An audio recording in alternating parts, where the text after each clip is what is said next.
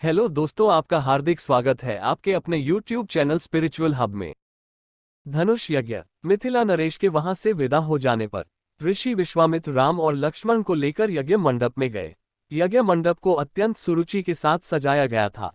उस भव्य मंडप को देखकर लगता था मानो वह देवराज इंद्र का दरबार हो। देश देशांतर के राजा महाराजाओं के बैठने की अति सुंदर व्यवस्था की गई थी। मंडप के ऊपर बहुमूल्य रत्नों से बने झालरयुक्त आकर्षक वस्त्रों का वितान तना हुआ था। वितान के चारों ओर फहरते हुए पताके मिथिलापति की कीर्ति को प्रदर्शित कर रहे थे। बीच बीच में रत्नजटित स्तंभ बनाए गए थे। वेद पाठी ब्राह्मण एवं तपस्वी शांति पाठ कर रहे थे। देदीप्यमान वस्त्राभूषणों को धारण किए राजकुमार अपने अपने आसनों पर विराजमान थे। ऐसा लग रहा था मानो सैकड़ों इंद्र अपने वैभव और सौंदर्य का प्रदर्शन करने के लिए महाराज जनक की यज्ञ भूमि में एकत्रित हुए हों। इस सौंदर्य का अवलोकन करने के लिए जनकपुर की लावण्यमयी रमणियां अपने घरों के झरोखों से झांक रही थीं। गर्जन तर्जन करते हुए पिनाक को इस मनोमुग्धकारी वातावरण में यज्ञ भूमि में लाया गया। सभी की उत्सुक दृष्टि उसी ओर घूम गई। सहस्त्रों व्यक्ति उस धनुष को एक विशाल गाड़ी में धीरे धीरे खींच रहे थे। उस विशालकाय वज्र के समान धनुष को देखकर बड़े बड़े बलवानों का धैर्य छूटने लगा और पसीना आने लगा। पिनाक को यथास्थान पर स्थापित कर दिया गया।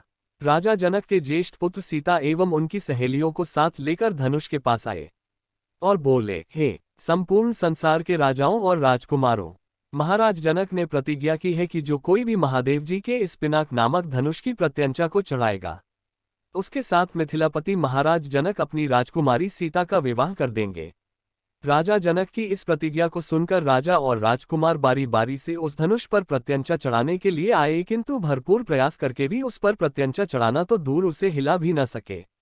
अंत में वे लज्जित हो सिर झुकाकर तथा श्रीहीन होकर इस प्रकार अपने अपने आसनों पर लौट गए, जैसे कि नागराज अपनी मणि गंवाकर लौट आते हैं। इस प्रकार एक एक करके सब राजाओं और राजकुमारों को विफल मनोरथ होकर लौटता देख महाराज जनक को बहुत दैख हुआ। उन्होंने बड़ी निराशा के साथ मर्मभेदी स्वर में कहा, संपूर्ण संसार के विख्यात शक्तिशाली योद्धा यहाँ विद्यमान हैं, किंतु बड़े दैख की बात है कि उनमें से कोई भी पिनाक पर प्रत्यंचा नहीं चढ़ा सका। उनकी इस असफलता को देखकर ऐसा प्रतीत होता है कि पृथ्वी शूरवीर क्षत्रियों से खाली हो गई है। यदि मुझे पहले से ज्ञात होता कि अब इस संसार में वास्तव में कोई क्षत्रिय योद्धा नहीं रहा है, तो मैं न तो धनुष यज्ञ का अनुष्ठान करता और न ऐसी प्रतिज्ञा करता। लगता है कि मेरी पुत्री सीता आयुपर्यंत कुंवारी रहेगी। परमात्मा ने उसके भाग्य में विवाह लिखा ही नहीं है। महाराज जनक की यह बात सुनकर उन सभी राजाओं और राजकुमारों ने, जो अपनी असफलता से पहले ही लज्जित हो रहे थे, क्षुब्ध मन से दृष्टि नीचे झुका लिया। राजा जनक के द्वारा की गई इस भर्त्सना का उनके पास कोई उत्तर न था। परंतु अयोध्या के छोटे राजकुमार लक्ष्मण को मिथिलापति द्वारा समस्त क्षत्रियों पर लगाया गया लांछन सहन नहीं हुआ। कुपित होकर उन्होंने अपनी भरिकुटी चढ़ा ली और तीखे शब्दों में बोले, हे मिथिला के स्वामी राजा जनक, आपके ये शब्द सर्वथा अनुचित और सूर्यकुल तथा रघुवंश का अपमान करने वाले हैं। आश्चर्य है कि आपने ऐसे अपमानजनक शब्द कहने का साहस कैसे किया। जहां प्रतापी सूर्यकुल का साधारण व्यक्ति विद्यमान हो, वहां भी कोई इस प्रकार तिरस्कार भरे शब्द कहने से पूर्व अनेक बार उस पर विचार करता है। फिर यहाँ तो सूर्यकुल के मणि श्री रामचंद्र साक्षात विराजमान हैं। आप शिव के इस पुराने पिनाक की इतनी गरिमा सिद्ध करना चाहते हैं। मैं बिना किसी अभिमान के कह सकता हूं कि इस पुराने धनुष की तो बात ही क्या है। यदि मैं चाहूं तो अपनी भुजाओं के बल से इस धनुष के स्वामी महादेव सहित संपूर्ण सुमेरु पर्वत को हिलाकर रख दूं। इस विशाल पृथ्वी को अभी इसी समय रसातल में पहुंचा दूं। ऐसा कहते हुए लक्ष्मण के नेत्र क्रोध से लाल हो गए।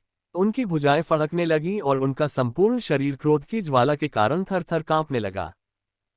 राम द्वारा धनुष भंग। लक्ष्मण को अत्यंत क्रोध एवं आवेश में देखकर राम ने संकेत से उन्हें अपने स्थान पर बैठ जाने का निर्देश दिया और गुरु विश्वामित्र की ओर देखने लगे, मानो पूछ रहे हों कि वर्तमान परिस्थिति में मुझे क्या करना चाहिए। विश्वामित्र ने कहा, वत्स, लक्ष्मण ने सूर्यकुल की जिस मर्यादा एवं गौरव वर्णन किया है वह सत्य है। अब तुम धनुष पर प्रत्यंचा चढ़ाकर लक्ष्मण के वचन को सिद्ध करके दिखाओ। गुरु की आज्ञा पाकर रामचंद्र मंद गति से पग बढ़ाते हुए शिव जी के धनुष के पास पहुंचे। राम को धनुष की ओर जाते देख सीता और उनकी सखियां तथा जनकपुरी के समस्त दर्शकगण अत्यंत प्रसन्न हुए, किंतु उनकी प्रसन्नता को संशय ने घेर लिया। वे सोचने लगे कि जब विश्वविख्यात शक्तिशाली राजा और राजकुमार इस शिव जी के धनुष को हिला नहीं सके, तो राम जैसे सुकुमार किशोर पिनाक की प्रत्यंचा चढ़ाने में कैसे सफल हो सकेंगे।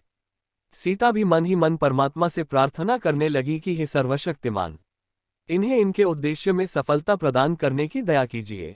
मेरा हृदय भी इनकी ओर आकर्षित हो गया है, अतः इसकी लाज भी आपको ही रखनी है। हे प्रभु, आप अपनी अद्भुत शक्ति से इस धनुष को इतना हल्का कर दीजिए कि यह सरलता से उनके द्वारा उठाया जा सके।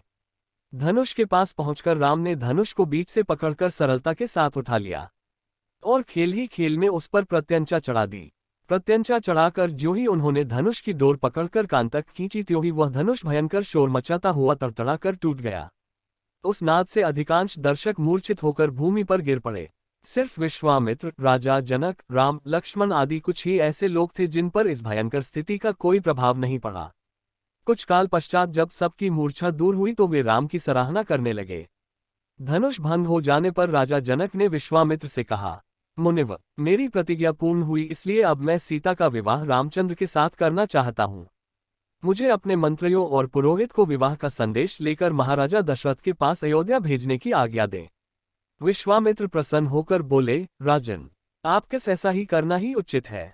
अपने मंत्रियों को ये भी आदेश दे दे कि वे राजा दशरथ को संदेश दे दे कि दोनों राजकुमार कुशलपूर्वक यहाँ पहुँच गए हैं। विश्वामित्र के वचनों से संतुष्ट होकर मिथिलापति जनक ने सीता को बुलवाया। वे अपनी सखियों के साथ हाथ में वरमाला लिए मंथर गति से लजाती हुई वहां आए जहां धनुष को तोड़ने के पश्चात श्री रामचंद्र खड़े थे। सखियों ने मंगल गान प्रारंभ किया और लज्जा, संकोच एवं हर्ष के भावों से परिपूर्ण सीता जी ने धीरे से श्री राम के गले में वरमाला डाल दी। अगर आपको हमारी वीडियो पसंद आई हो तो वीडियो को लाइक और शेयर करें और चैनल सब्सक्राइब करना ना भूलें।